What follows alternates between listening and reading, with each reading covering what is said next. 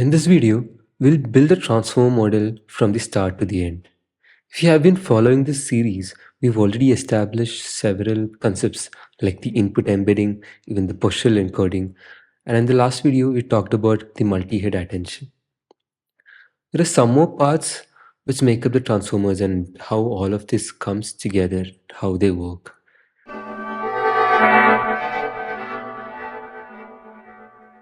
Firstly, we look at the rest of the transformer model and get a better intuitive grasp of how the entire transformer model works, especially for our example task, which is machine translation from English to Hindi.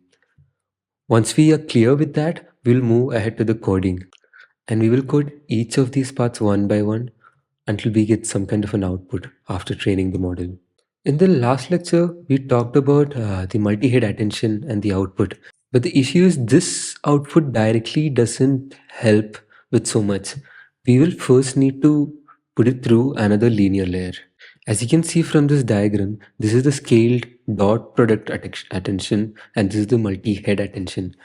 And once we have already done the scale dot product attention, which we did in our previous video, we will still need to concatenate it all of it together, which is in this final step. And we concatenated all of these single attention head outputs. We got it together into 12 into 512 dimensional metrics. And from there, the next step is another linear layer. This is so that the model can learn to do something with the output which is given from the attention heads. So it is sort of like a mapping. So over here, we got all of these features extracted, but it is just in random order. So we need to make sense of what comes out of the scaled output attention or the multi-head attention. So we just put another linear layer and we get the final output of the multi-head attention. And if you look at the previous diagram over here, you can see that there is another connection which goes around this. So from the multi-head attention over here, and you can see that this is the query key and value, and this is the input. If it is taken as X, you feed in the input, and then it goes through query key and value. It is separated into those matrices, and then it goes to the multi-head attention, and then you get the output from there. But at the same time, there is another residual connection which is coming around the multi-head attention. It is kind of bypassing the entire multi-head attention. We'll get to that residual connection in a bit. So let's talk about the linear layers in this encoder block and make it clear first. So the first linear layer which appears is in this multi-head attention. When we have all of these attention heads giving outputs and all of that is concatenated together, we have one linear layer right after that. That is the first linear layer, and that is a simple linear layer. And this is just used to map whatever output is given by the multi-head attention into a usable place. And this is learned by the model. The next linear layer arises in this feed-forward network. So we have one linear layer, but this linear layer gives an output of 2048. Remember that the input we are feeding in is only 512 dimensional, but the output is 2048. And then you have a rectified linear unit, ReLU, which acts as an activation. And this is induced so that there is some kind of a non-linearity.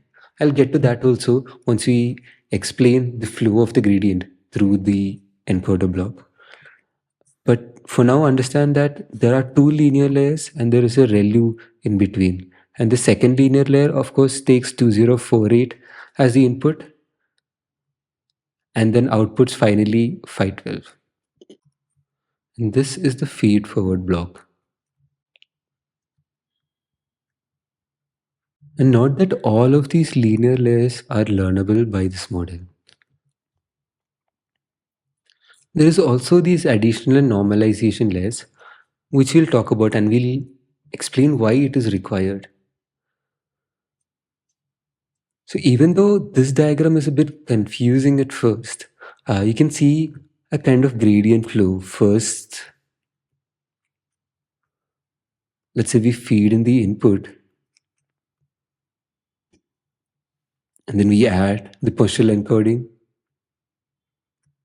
then the input still goes. So in a normal neural network, which is, let's say, which has n number of layers, it's like one, and then you get the output in the end, right? This is y and this is x, and there we have n layers. So usually what happens is this input just directly passes through all of these layers, and then you get the output. And if the output is not great, you do a back propagation and you update all these weights in all of these n layers. So in the transformer layer, so in the transformer architecture, it might be confusing to see all of these together, and how does this actually go through, or how does the gradient actually flow through them? So let's say we feed in the input, we do all of the input embeddings and positional encodings, all of that, and then we feed it into the encoder block, right? And once we go into the encoder block, we split it into two first before we even get into the attention. See, we can see a split here. That means that one branch is going into the multi-head attention, that we're feeding it into the multi-head attention. But also, we are just bypassing the entire thing and going around it. This is to solve the problem of vanishing gradients mainly.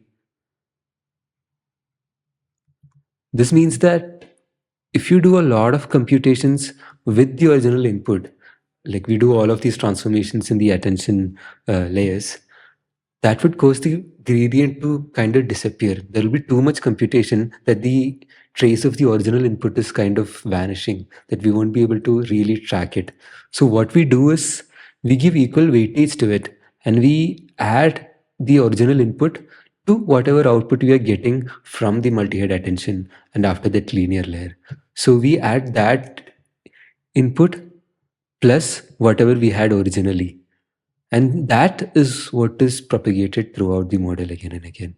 So you can see these residual connections all over here. So even when we use this feed forward network, we are introducing a non-linearity over here. We are still going to go around it. That means that there is a continuous residual path, which if you feed the input X to the encoder block, it actually bypasses this as well as this, and then it can directly flow through. That means that even after the first encoder block, there is some trace of the original input still being fed forward. And this would be very helpful in keeping the input intact and keeping the gradients flowing. And you can, of course, see this addition and normalization. And this is because we add this input to the multi-head attention input.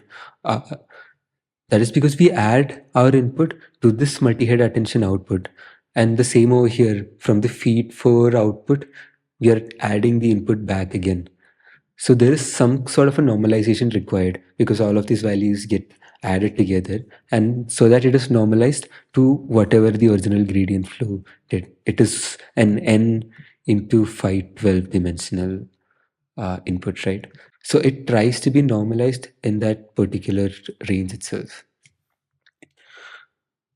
This means that whatever processing we do, we are still feeding whatever input we are giving initially, so that there is that context also available to the future layers, and so that it doesn't get disappeared, that we don't have so much information lost as you travel through the model.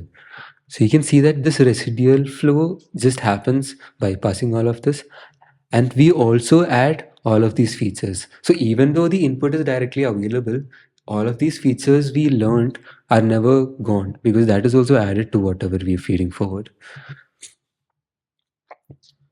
So I hope you've understood the feed-forward neural network over here, which is just a simple neural network with two layers uh, with a ReLU activation in between. And it just gives the output, and we are adding it back into whatever input we got. And this entire thing over here with the feed-forward linear layers as well as the multi-head attention, this is one encoder block.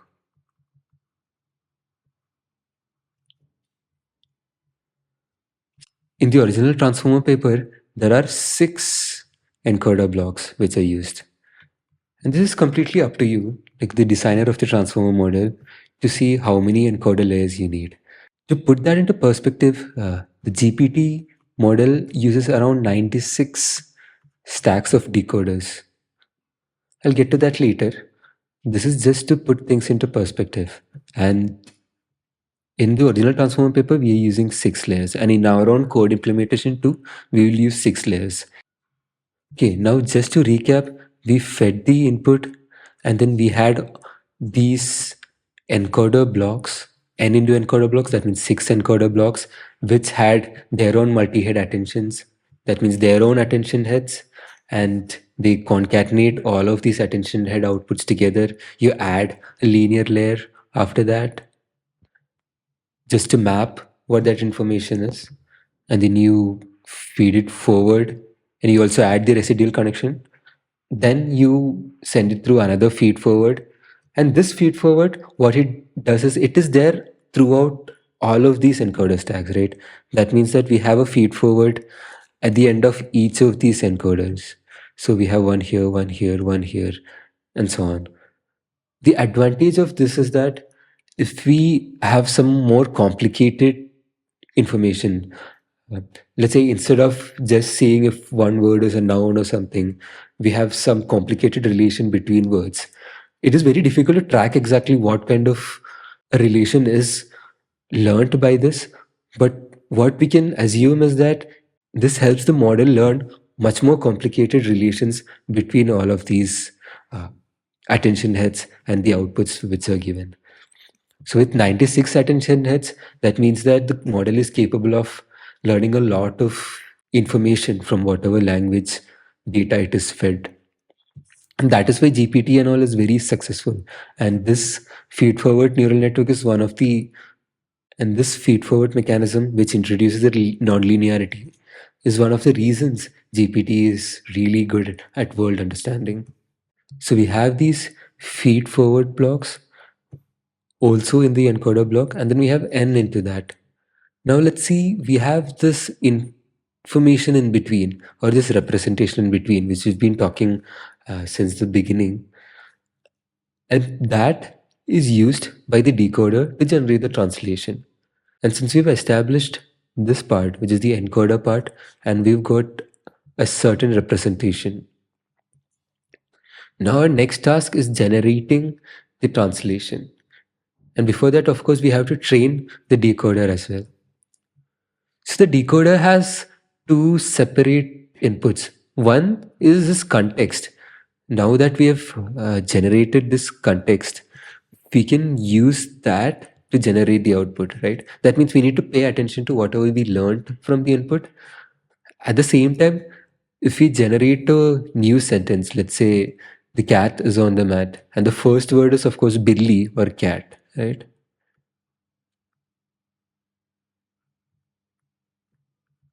This is the first word. Once we have this context, once we pay attention to all of those together, then it is being fed to this multi-head attention in the decoder block here, and it goes through this decoder block, and it is quite identical to the encoder block. As you can see, it has a multi-head attention, it has the additional normalization. Don't worry about the bottom part for now. But over here, it is fed, and this is called cross attention because it is not paying attention to the same thing which the decoder block is generating. Rather, it is paying attention to whatever the encoder block has outputted, right? That contextual representation, that is what the decoder block is paying attention to. And that is why it's called cross attention. This decoder block is trained such that the first word is generated, which is cat, right? And that is generated by sending it to another linear layer and with another softmax. That means that this final linear layer will have only 512 as the output, right? Because we had n into 512. But the softmax in the end will transform this into probabilities, output probabilities. Let's say we have a vocabulary of, let's say, 16,000. That means that it will give a probability that which of these words in the 16,000, let's say it is a Hindi vocabulary, right, for the output, and one of these words is Billy, which is cat. So what it will output is the chances that Billy is the word which is need to be predicted. So if the model is very well trained, this is likely that Billy has a very high probability weightage. So we can just output the word Billy from here. But at the same time, this is fed back into the decoder. So now we have the first word generated, Billy, and we have all of the input context. So when we are generating a word in the decoder, we generate it one by one. And we have Billy over here, and that also we can pay attention to, as well as the context we had. So Billy plus whatever is here before. So that is why you can see this grows attention over here, as well as the output which is like fed back. So Billy is fed back again over here, and it has a positional encoding, of course, which is the first position. And then there is something called masked multi-head attention.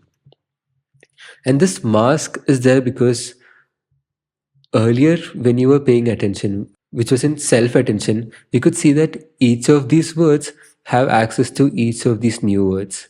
But Billy shouldn't have access to all of the other words, right? So, what we do is we create a triangular matrix and then we mask half of it. In masked multi head attention, it is quite similar to multi head attention, except that there is a small mask. It means that if you had a matrix and in self attention, each of these words could pay attention to each of the other words. But in masked multi head attention, what we do is we do not give access to the future words, we mask it out. Just using an upper triangular matrix. That means that the first word won't have access to any of the second words. So it will only have access to the first word over here. But when you reach the second word, it will have access to the first word as well as the second word. And when you reach the third word, you'll have access to the first word, the second word, and also the third word. So this simple masking concept would help us solve the problem of this decoder peeking into the future. If they have access to the whole context, if they are peeking into whatever words are next, that won't be very helpful. We don't need it either. And when we are generating a new word, so when we are training as well as when we are inferring, this masked attention helps the word to not peek forward. So if we are generating the fourth word, it will only have access to all of the words generated until the fourth word and nothing ahead. So we have that, plus we also have the input context from the input encoder. So the function we are optimizing at the end is this final linear and softmax, which gives the output probabilities. So if we already have Billy, then we have the next word to be predicted next, right? And that is what the model is going to get really good at. So just to recap, the only difference between the decoder block and the encoder block is that first, there is a masked multi-head attention over here. This is because when you're generating a new token, the token shouldn't look ahead to the next tokens. So we just mask it out using an upper triangular matrix. And the second thing is the cross attention. This cross attention is available all the time when you're generating the new word. That means that when you generate the word Billy, it'll have access to this word as well as the encoder context, whatever the encoder is outputted. So that also the decoder can pay attention to when you're generating the new word. And once it goes through the entire decoder block, we have this linear layer and the softmax layer, which gives the output probabilities of the next word. Now I hope you have a decent grasp of how a transformer model works. Now we will get into the code part of it.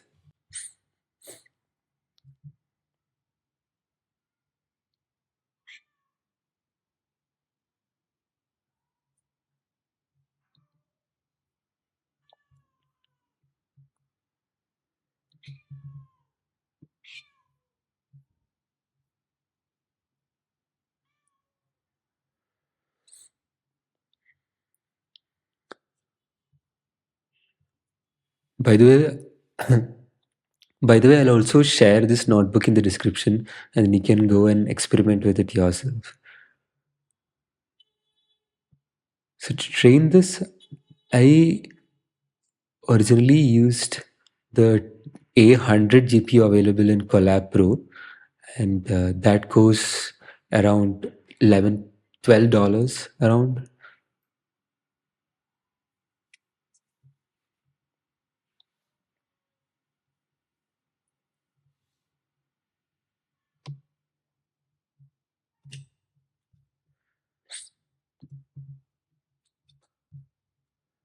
Is unfortunately we won't be able to run this notebook in the free version of Collab because we will require a much more powerful GPU, because we will require more GPU RAM also.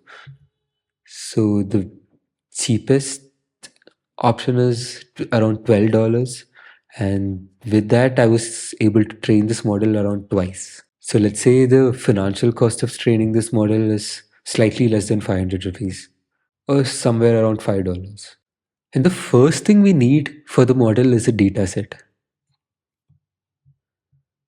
I just look for what data set I can obtain for an English to Hindi translation task. And luckily, I ran into this IIT Bombay Hindi, English Hindi corpus. And they have a lot of examples, and also they have given you some kind of a pre-processing which you can use. So I've adopted some of it from them. And so we'll be using their dataset itself. Initially, we need to install two extra modules, which is subword NMT and datasets. The datasets we require just to load this dataset, which is already hosted online, so that we don't have to manually upload each folder also. We can just directly load it using datasets. And also subword NMT, this we'll use for tokenization. I'm not going to code a tokenizer from scratch because there is a lot of implementations already available online. And also, an important thing to note is that in the original paper, the tokenization or the initial representation is learned by itself. But in our case, we'll just do a static tokenization that we will tell the model what the tokenization is. And then what we'll be using is binary pair encoding. I'll talk about binary pair encoding a bit, but it is not that important. It is basically just dividing the entire data into small tokens or words. So if you have the sentence, the cat is on the mat, and we have a full stop also. One way is to just divide everything into one token each.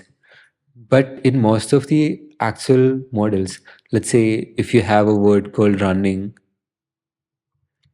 it is possible that run appears elsewhere. And then we don't need another word for running. So it is likely that this run part gets into one token, and this n is another token, and this ing is another token. This is normally learned, but over here we'll use a simpler algorithm to do that. So in this self, we'll first load the dataset.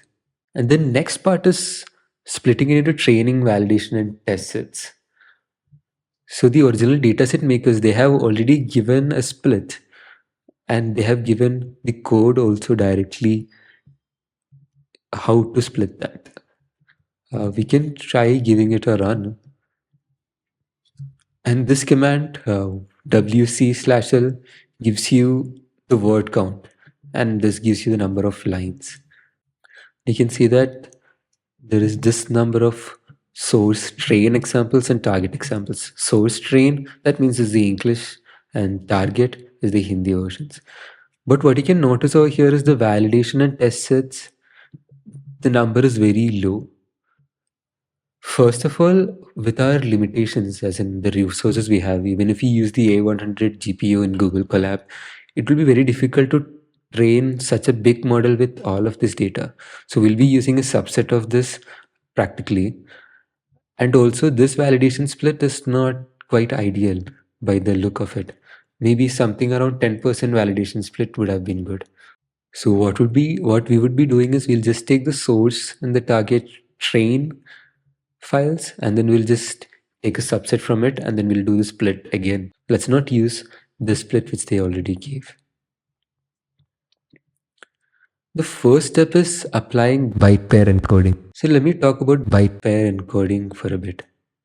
So if you have certain number of words, let's say uh, the cat is on the mat.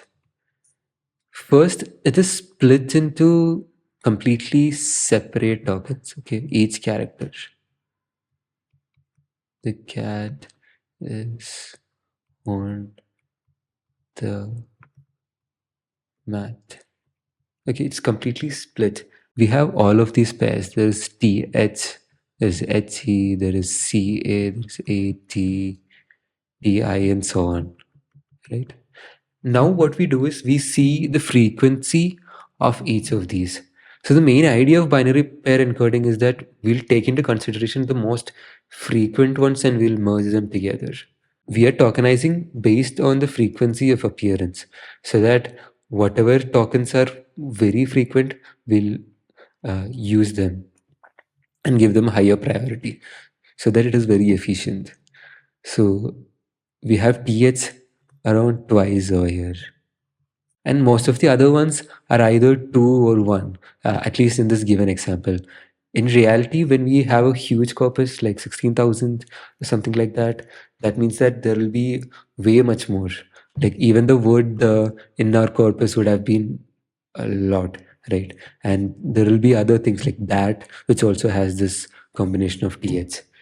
So what they first do is we have this highest one, which means 2. Maybe like in another example, maybe let's say NG has the frequency of like 8. In a completely different example, that means this is the highest value, right? 8 is the highest value. That's the most frequent pair. What we'll do is we'll join this. So instead of all of this together, we'll merge T and H together. So now you have TH as one single token. There is E, C, A, T, etc. And all of these separate. And in the next iteration, what we do is we see if TH is very frequent. So maybe more than TH, another word AT has a higher frequency. So AT will be merged next and AT will remain as the same.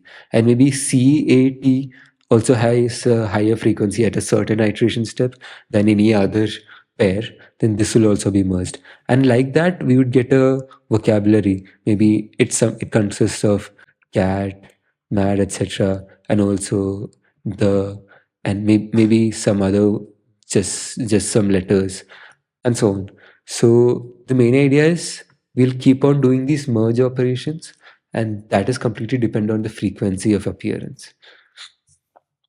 And some words which are very less frequent, maybe only once it has appeared, we won't even tokenize them so that we save on vocabulary space. Alright, so over here, we first define the merge operations in 16,000. So total 16,000 merge operations happen. And in this command, we're just concatenating all of these files together. And this tokenization was already given to us by the dataset creators. So we'll just use it as is. And the next step is applying subword NMT. And subword NMT is a package which directly applies byte pair encoding for you. And as an output, you get 16,000 codes each. And remember that this was the initial files we had from source, target, and validation together. So next step is building a vocabulary. Even though we have all of these binary pair codes, the next step is getting a vocabulary built. And for that, we'll define this function, and we're also defining minimum frequency as 2. That we'll just discard all of the tokens which have less than 2 as the frequency. So as a first step, we add these 4 tokens to the vocabulary. The first one is pad. And this is because some sentences might have a certain length and the other ones might be shorter, or so on. So what we take is we just take the maximum length, and if some sentence is shorter, we just pad it or like augment it. We just add these pad tokens so that all of them are the same size. The SOS signifies the start of the sentence, EOS is the end of the sentence, and this unknown token is also quite useful to take care of any token which is not in the vocabulary. It will just treat it as an unknown token. And then we can just update as in from the fourth index, because we already taken four indices, and after that we can just enumerate each of this, and if it is more than the minimum frequency, which is 2, which is at least 2 frequency, it is added to the vocabulary one by one. So we do build vocabulary of the source train as well as the target train. This code is just to see that we have all of these tokens also present and the sizes are also okay. And of course, the vocabulary size will be slightly different because those are like different languages too.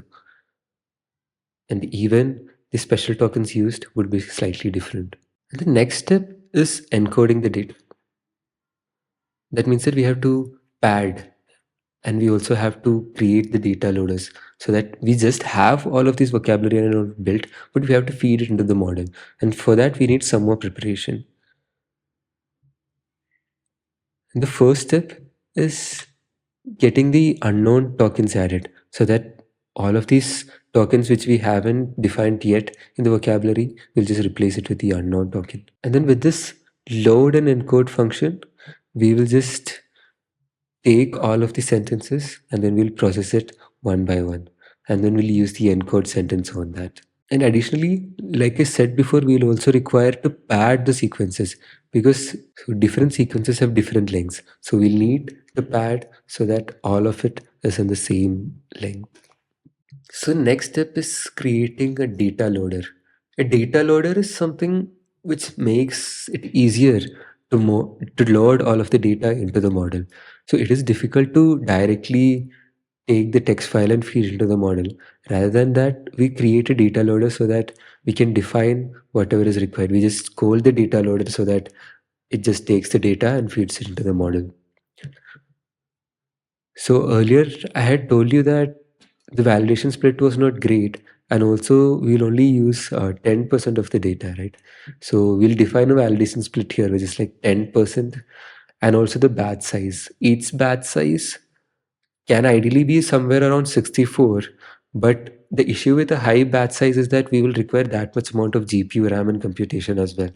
So because of those limitations, and since this is a demo, I have used the batch size as 16. You can experiment with higher batch sizes if you have more compute available. Or you can try using a smaller batch size and if you have a weaker GPU and see if it still runs. So we define the validation size, which is just the data set into the validation split. And also we define the train size, which is whatever is remaining after the validation data is split out. And then we also set the train dataset and the validation dataset. And then we just split randomly the entire dataset according to whatever size we got from the split. And then we also defined the train data loader and the validation data loader. And that those two are the ones which we return from this create data loader. So when we train the model, we'll require the train data loader and the validation data loader. So when we prepare the data, we'll give a subset ratio of 0.1 so that we have 10% of the data which we are using. And the size here is the total number of lines into the subset ratio. That means around 10% of the lines. And these indices are just randomly sampled. That means that if you have 100 lines and we need 10, we just take 10 random indices. And that is what we take. So that we have the source encoded as well as the target encoded, which we'll just call this load and encode function, which is defined over here.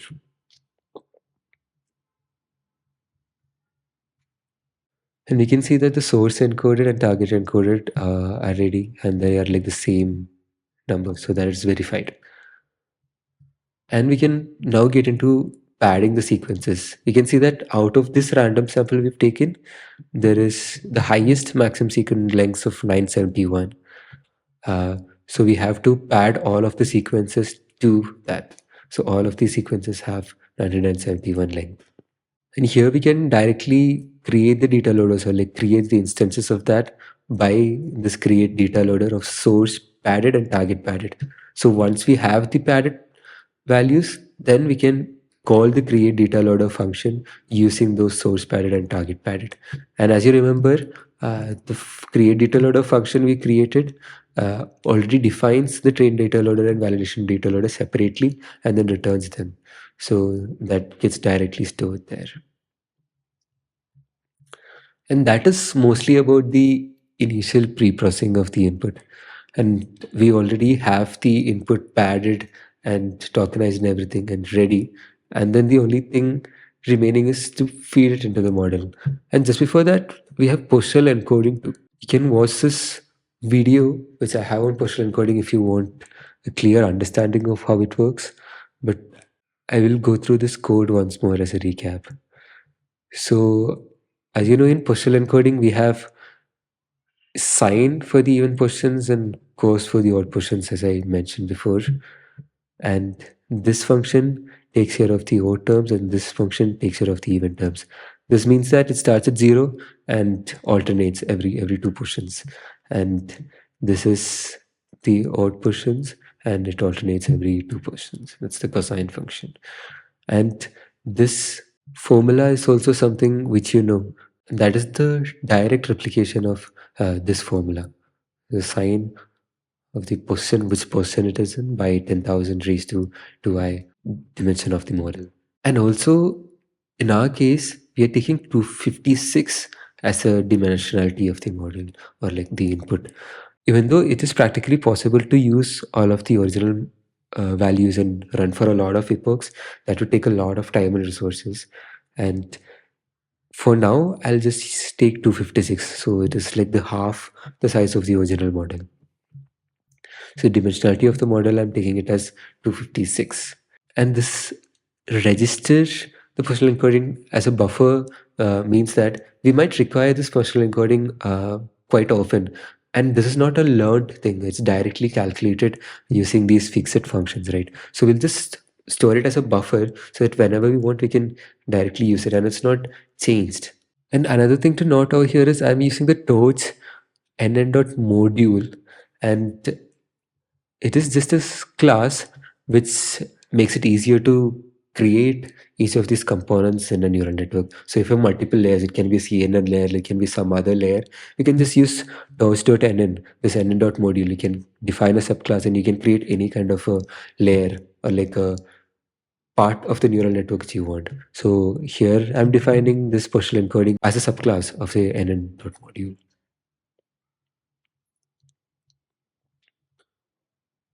And over here, if I print this partial encoding.p, we get this tensor was of 1, 5000 and 256.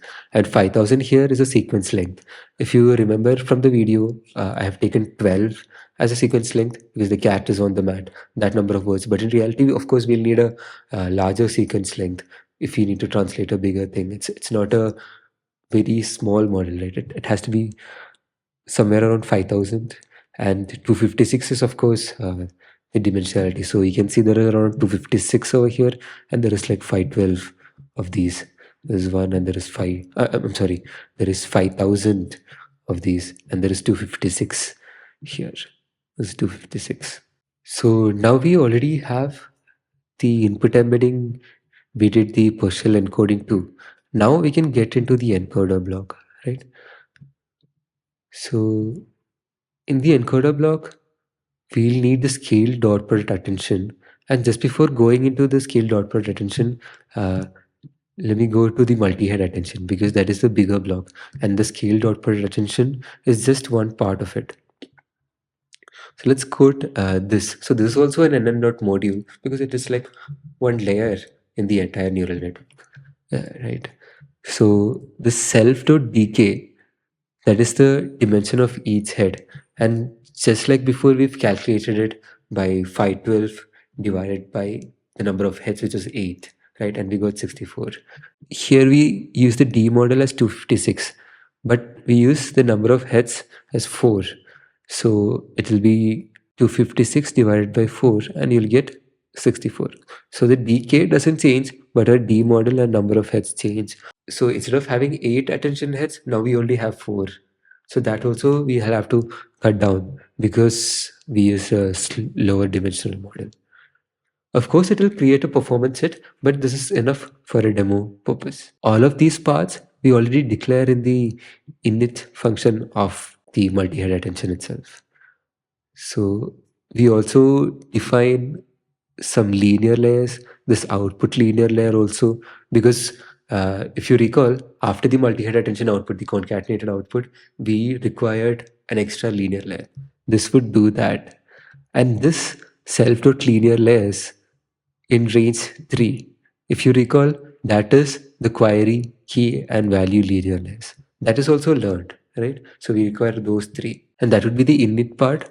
We have the forward part also in the NN dot module, and this helps in the forward pass. And this is needed for the forward pass when you're training the model or inferring it.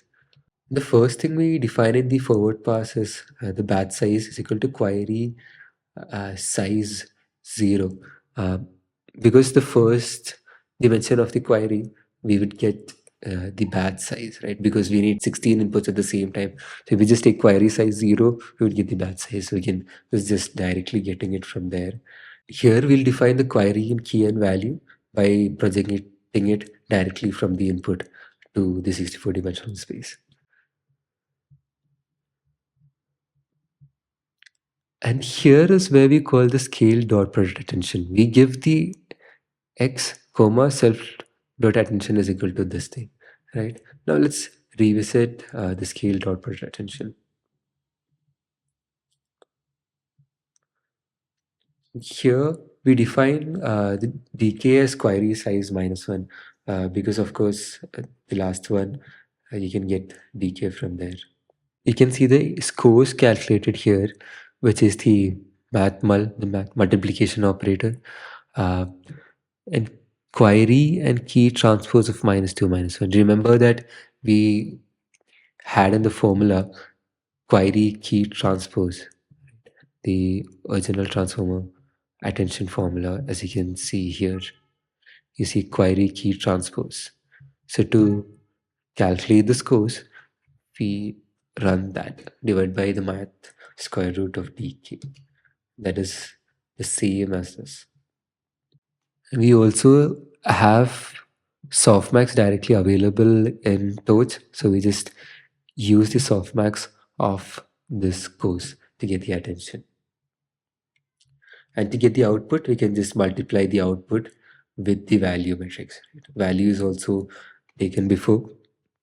So we do query key transpose, we calculate the attention scores, softmax it, and then multiply it with value. And that's what you get. You get the output, and then you also return the attention over here.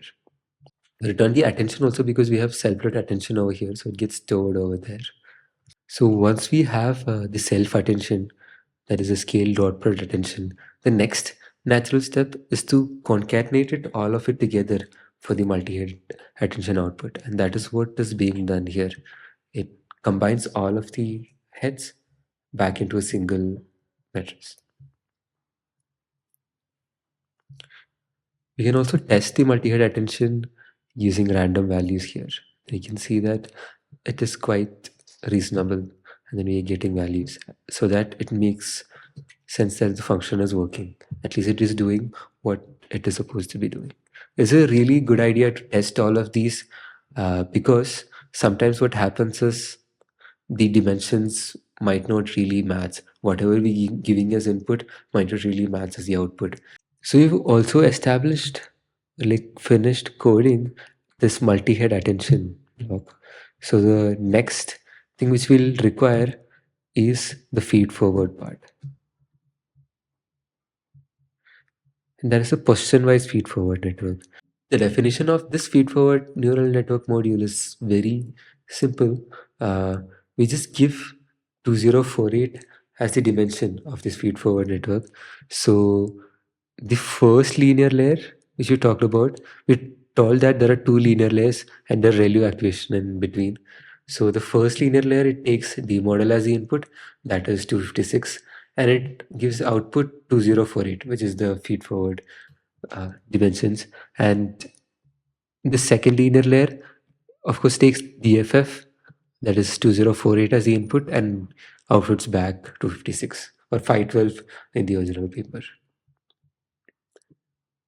So in the forward, we have this ReLU, As you can see that linear 2 and tossed functional ReLU, you're using the rectified linear unit of the first linear layer. This is this linear layer with X as the input. We can test out this also so that we can just see that it is working end to end. The next step is the encoder layer.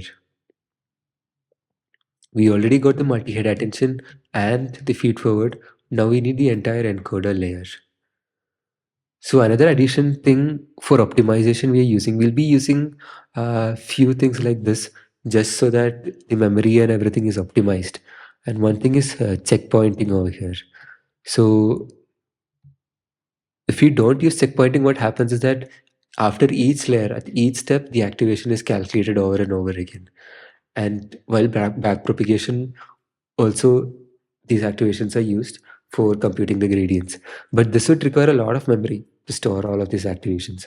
So one workaround which we can use is that only some of these activations are stored during the forward pass, but during backward pass, this can be recalculated as needed. So this won't require that much of a memory use. So this will help us accommodate this. You should understand this original paper, and this model is quite large and very difficult to train. So we have to optimize this as much as possible and sometimes even sacrifice. Let's say we took 256 as the model dimension instead of 512, and also the batch size we took it as 16. So this we'll have to do to accommodate in whatever resources we have for now. So the encoder layer we can define as the first attention layer, which is the multi-head attention, which is 4 attention heads and 256.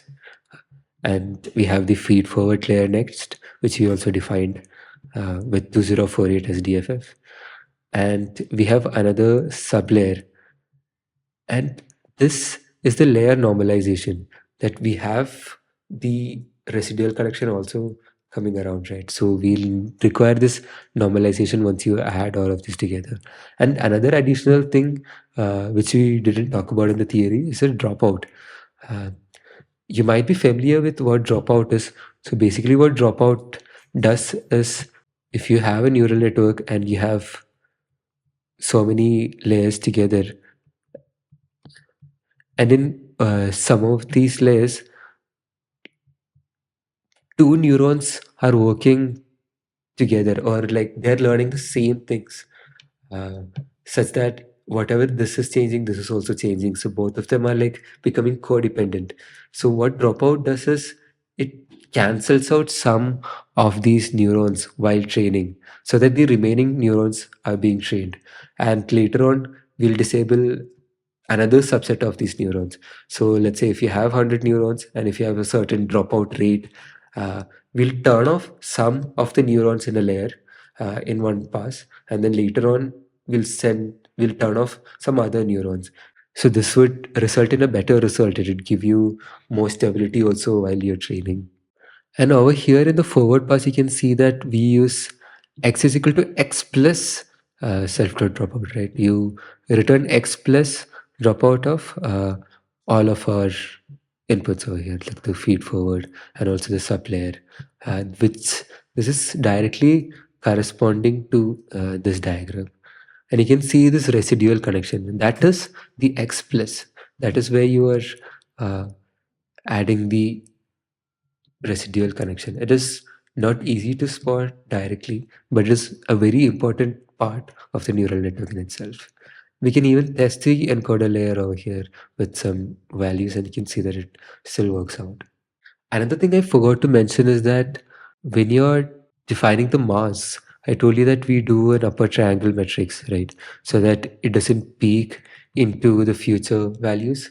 So we will not zero out anything, but rather we'll set it to a very less value.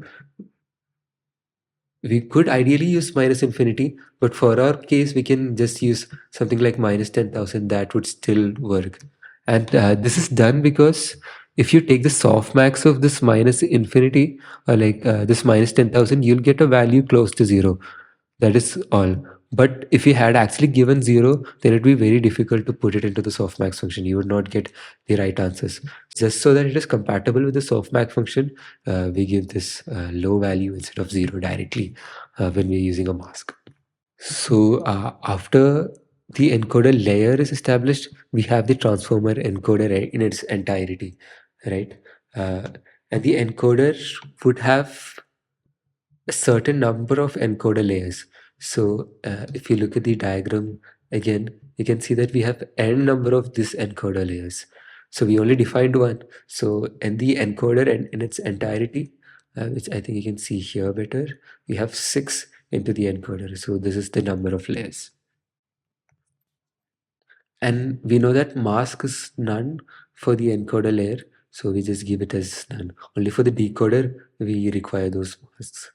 You can see if I had skipped earlier that in a single attention head, which we define the scale dot per attention, we actually gave a condition over here that if mask is not none, then you create the mask. And I'm using a minus 10,000 over here. So if the value is 0, you just make it as minus 10,000 so that it can go to the softmax and then it would be 0. So next, let's move to the decoder layer. It is quite similar to the encoder layer. The only difference is that it takes another thing called the cross attention, which we talked about. Since we have the encoder and we have the encoder representation, let's say if the sentence the cat is on the mat and that representation is already stored, which is the output, processed output from the encoder, we take cross attention from that as well. And that is why we have some another additional multi-head attention with the cross attention, and the remaining things are the same, and it is as the original diagram as you can see here. We define the self attention over here first, and this is when you generate a new word, and the cross attention, and also the feed forward layers, which is the same as the encoder layer, and also the sub layer, which you require for the layer normalization, and also the dropout. And similar to the encoder, you also have residual connections here, which you can directly see here. And that is a decoder layer, but at the same time, you have the entire decoder. And here we define the number of layers, which is 6, which is the same as we have 6 decoder layers and we have 6 encoder layers. And in the forward pass, there's a small difference that we are also passing the masks. We have the source mask and the target mask. Because in decoder layers, we need to make sure that the model doesn't peek into. So in the decoder layer, we need to make sure that the model doesn't peek into the future, right? So we'll require that mask over there. And also there are two kinds of masks. So one mask, which I talked about, is just the upper triangular mask, which prevents it from going on to the next token. There is another mask, which what it does is, let's say if you have several lengths of your input, right? And the remaining is augmented with the pad, right? It's all padded. But we don't really require this pad to be fed into the model or like taken into consideration. So we can define another mask such that all of these padded things are not taken into consideration. So that is one mask. So when we use this upper triangular mask so that the model doesn't look or peek into the future or the future words. If it's predicting the third word, it shouldn't look at the fourth word.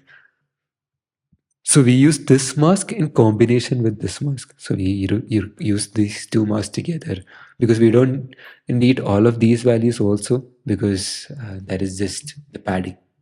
So if once we define the decoder block as well, then we can directly move into the entire transformers definition. So we have all of the required parts now. We already defined the positional encoding. We defined the input embeddings. We defined the entire encoder block, and we defined the encoder decoder block. So we can define the transformer in its entirety, and then we first feed the encoder block We have the decoder block, and this we already defined right before. And you have the source embedding and the target embedding, and that is just the input and the output which you're getting. And let's see English and the Hindi embeddings, and also the postal encoder we are defining with D model as 256, and also a final linear layer. And this has the output dimensions and D model. Like I said before, D model 256, and in the original model 512. Uh, but this takes in this linear model and outputs the probabilities of what word is next. What are the probabilities of the word which is coming next? And the forward pass, we have the same thing. We have the source embedding, postal encoder, target embedding, and also the postal encoder of the target embedding. We define the memory and the output, and we wrap it around the checkpoint just so that we can save on the memory time. It's just an optimization while we train. The final output is uh, returned over here. And also we'll define the masks over here, and this torch dot upper triangle gives you that upper triangle and upper triangle of ones and the rest are zeros, so that the mask is put in place properly. And here we have the decode function, which helps us decode one word after one word, one by one. We'll define that also in keep. And also this subsequent mask. This might be, this is used if we mask out the subsequent positions. If we generate the word Billy, we'll need to mask out the future words. So we use this subsequent metrics. So we use this subsequent mask. Once we have all of that declared, we can instantiate the model with the input dimensions as a source size, the target vocabulary size, and the model can be defined with all of these parameters. We already gave the space to give all of these parameters to the model. So we can define it as demodel num heads, num layers, input, output, etc. So we can feed that directly over here. And over here you can see the model summary. It has the encoder with 6 encoder layers, and we have these 3 layers, and we also have the output linear layer. We have these 2 feed forward layers in the feed forward.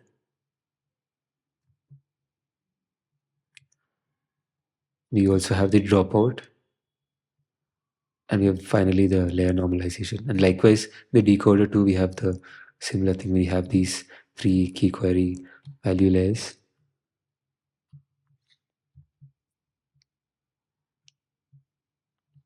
And additionally, in the decoder, we have this cross attention also, and we have these linear layers.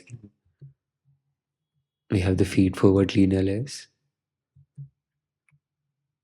and we also have the dropout, and we have the final layer normalization over here. And you have this final output over here too for uh, giving the output probabilities that which Hindi word is next, and the highest probable Hindi word. That is what this linear layer outputs with the input as the dimensionality of the model. So this is the entire transformer model we have. And now we can just define the training. So now let's get into the training part. You should note that I have already trained this model pre-hand. This because each epoch could take above 40 minutes and it won't be possible to directly train it now. So I've trained it before and I've saved it into this Google Drive folder. Also, we'll definitely need to use the GPU over here. You just check if you're using GPU and then we'll use GPU over here. We set these hyperparameters and you already know about all of these. Batch sizes also I've talked about as 16. The next thing is accumulation steps. This is another optimization thing, which is gradient accumulation. So, like I've said, I've used a low batch size. Uh, we don't need to go into depth about gradient accumulation right now, but I'll give you a brief idea. Ideally, we required a big batch size, let's say of 64, and then we can compute the gradient from that, right? So right now we have small, we have divided it into 4. So what we do over here is whatever gradient is here, we add it with the next one and the next one and the next one, so that we can accumulate all of these gradients together so that it kind of simulates the idea of a large batch size, which we can use as if our uh, compute memory is lesser, but at the same time, we want the effects of a larger batch size. So it is a simple trick and an optimization technique that we use that. And also, ideally, we would have used above 15 epochs, maybe even more, maybe 50 epochs or something like that. But each epoch takes around 40 minutes and around 10, 11 compute units when you use the A100 GPU. So for the demo purpose, I've used 5 epochs over here. And we can instantiate the model once more just to be sure we have the model with all of these values. And then we send the model to this device, which is our CUDA device, which is our GPU. We initialize the model weights next. We initialize it using this function. We can completely randomly generate it too. It doesn't really matter too much. This is just a simple technique to generate in a certain manner. You can have it generated completely randomly too. That is completely fine. Now we require the loss function defined and also the optimizer.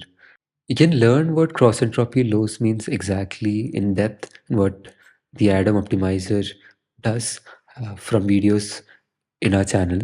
But I'll give you a simple idea that, of course, we need the loss function, the cross entropy loss function, which is the distance between the output distributions. So we'll need to minimize the cross entropy loss as much as possible. That is the target we're giving to the model, right? So depending on the cross entropy loss, if it is high, they update all of these weights, including the key query value weight matrix, the linear layer weights, the feed forward layer weights. All of these gets changed depending upon the cross entropy loss, and it is optimized using the Atom optimizer with a certain learning rate, which is 0.001. You can play around with this, but that might not help so much. Maybe you can try 0.001 and see that if the model converges faster. These are the Atom optimizer parameters too.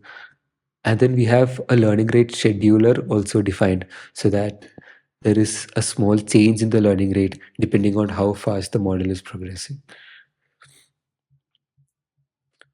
We also set a checkpoint directory where we can save the checkpoints in between just for optimization. Again, we won't really need checkpoints if we have a powerful enough GPU and we have enough compute power. And all of these tensor board writer, etc., is just used for giving some output while the training is happening and also while after the training ends. So we'll just define the data loader again. We had already done that before. And we also use Grayscaler here for mixed precision training. This is again another optimization. This is so that sometimes we use 16-bit, sometimes we use 8-bit floating point values. So sometimes we use 16-bit and sometimes we use 8-bit floating point values. We just use mixed precision over there so that there is even lesser memory used and it is much more optimized so that we just have the training done faster. This is also completely optional, and to be honest, I don't think it changes a lot. Performance wise, it doesn't change things a lot.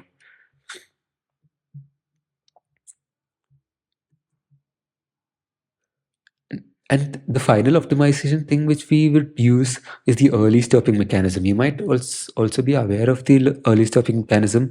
It is when the validation stop. It is when the validation loss is not reducing so much, as in the validation loss is probably going down and it's probably increasing all of a sudden. We don't want that. So we'll keep a certain patience. Maybe once if the validation loss increases, it's okay. But if it keeps on increasing, we'll just stop. We'll just see what the best loss was before and we'll just use that. You can see that it is implemented here, that we just take the best loss. We have the patience counter as 0. So we'll just trigger the early stopping if they run out of patience, basically.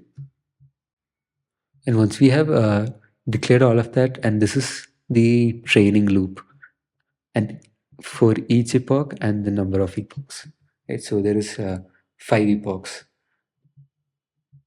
and we call the model dot train, and we clear everything first. We clear the cache, we set the loss, everything is zero, so that there is no issues even with memory, that if there is something already in the GPU, we'll just clear that out. And this progress bar just helps us see the progress when we train, and that is. And in the next step, the source batch and the target batch, we send it to the device for training, and also we create source marks and target marks as well. That is mostly the training loop, uh, and validation loop. We have something similar. And of course, we have the early stopping. So this in entirety would be one epoch. And once we have done through all of these 5 epochs, we save the model at a path. We also save it on drive. And you can see the values which I got. Initially, the loss. Initially, the loss was around 7.13, reduced steadily to 6.13. Even the validation loss is decreased. And it kind of saturates over here a bit, but it's still reducing by a lot. It's reducing by zero point 0.3, 0.2 over here. The validation loss still reduced from 4.0 over here to 2.4 over here. So it is very far from being saturated. So if I had continued these epochs, we would have gotten maybe a better result. So this inference block is written such that even if you had trained this before, you can just load this model directly and then run it. Of course, you might have to run one of the earliest codes for the data loading, for the vocabularies, etc. But then you don't need to train this model again. That is why this inference block is coded. So we'll need to we'll need to mount the drive again. We load the BP codes too. And we define all of this again because all of this is required to create a model object. We need the model object so that we can load it into it. So we need exactly what is defined by the model. So we just define this again. We don't need to do that if that's already done before. So we do all of that just once more, just for the inference purpose. We define where the model is. We give the same parameters. So in the model we trained, we used 256 and 4 and 6. We use the same parameters from there. And then we load the state dictionary and store it. And now we need a function to have this translation. And also we'll need the model to be in model.eval. So that is in the evaluation state. So we are not going to train the model. We are going to evaluate the model. We are going to infer from it. So whatever sentence we have, that is a target sentence. So we'll need to do some pre-processing. We cannot, of course, directly feed the English sentence into the model. We'll need to process it as it was trained. So we do all of the padding and everything. It's the same as what we did for training, as the same thing. And then you get the translated sentence once it is put back into the target vocabulary. Let's test it with one thing. We put this is a test sentence as a test sentence, and you can see, like, if you know some in Hindi, this is a ek bar. There are some words which stay the same. Of course, the accuracy is very far from ideal. Firstly, because we used only 5 epochs, and the other reasons are we used 10% of the entire training data. The training data is very less, and even the model only has 4 attention heads and 256. And the reason why it just keeps on going, I reckon, is because the EOS token is not predicted. So only when the model predicts the end of sentence token, this output ends. You can see what is this, kya hai. That is almost a good translation for what is this, maybe in simple terms. And at least it has given the entire sentence structure, as in it has a question mark in the end, uh, and it has what directly translates to kya. So I think it has done a good job for the amount of resources was given to the model. Maybe if you want, you can try it with a larger model. You can try changing the batch size. Maybe you can even try to change other parameters in the model and see how it goes. And maybe, and also let me know if you find, if you use the model and then get a better output out of it. And just before concluding, of course, I told you transformers were initially introduced for language translation tasks, right? And this is a good example of that. But at the same time, there are a lot of other models which came after that. And right now, we had this encoder and we had this decoder. And we had all of these things going on, like there is gross attention and masked decoder attention, and all of that. And we had this final linear layer too, um, until you get the final output probabilities. But there are other models. Let's say one thing which you would be very familiar with is the GPT series of models. They don't even have an encoder block. They only have a decoder block. I mean, of course, they have several decoder blocks. To be precise, they have 96 of these. That's a lot. And all of these values, so their vocabulary size is also pretty big. The data is also very big. They use millions of dollars to just train. But this is a decoder only model. And what the model here it is being trained for is just predicting the next word. So it is very streamlined. So we can have encoder only blocks. So famous models by Google called BERT only has encoder blocks. So these are very different variations of transformers. You can read about all of these variations, but the core crux of the model, which is the attention and the linear layers, the feed-forward layers, they remain more or less the same. In some models, the feed-forward layer is sometimes after the multi-head attention, sometimes it is before that. But at the same time, the main idea of the transformers, the idea of the attention, remains same throughout. I hope you understood a good deal about how transformers work from these series of videos, and a good deal from this particular video, I hope so. Thank you so much for staying with me throughout this series.